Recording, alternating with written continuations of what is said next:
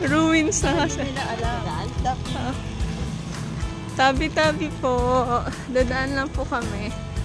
May multo kaya dito? Siguro. Hindi may nagme-maintain dito eh. Oh. Oh. Ito yung aray ko. Ito yung old church ruins. Yan. Oo. Dati daw ito yung unang naapektuhan ng ng pagsabog ng Taal, noong 1754.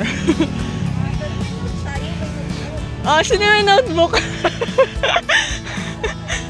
May trivia ako, joke. Ano daw? 7 months daw na sumabog yung yung Taal. May Taal dito sila. Oo, ito yung una sa nasira. Tapos may mga bayan na lumubog. Yan. Tapos nagkaroon ng lemery kasi yung naipon yung ashfall. Yan, 7 months. Parang napaisip tuloy ako, di ba yung sa atin nung 2020? Tamugin man noon, wala kasang mga bakal. Oo nga. Kaya madali lang. Madali.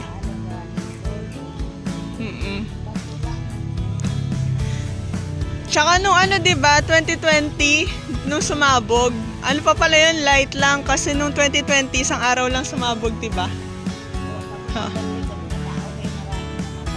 Oh, umakyat. Hindi, wala naman. May namatay ba nung sa 2020? Pero at least mas light pa rin kaysa 7 months, di ba? Nito lang. Oo, nung 2020 wala namang namatay, di ba?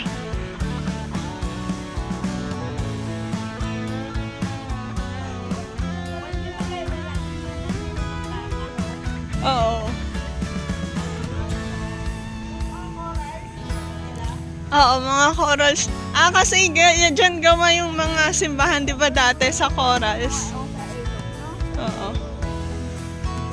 Kaya nga, parang yung noong 2022 days lang di ba? Sumabog, pero nasa calamity na yung Tagaytay.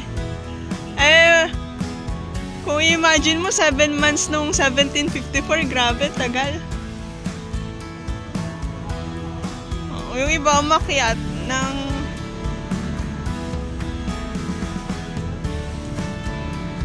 nilikas to.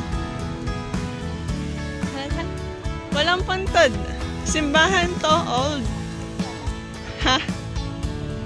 May dito, may nagme-maintain. Andog.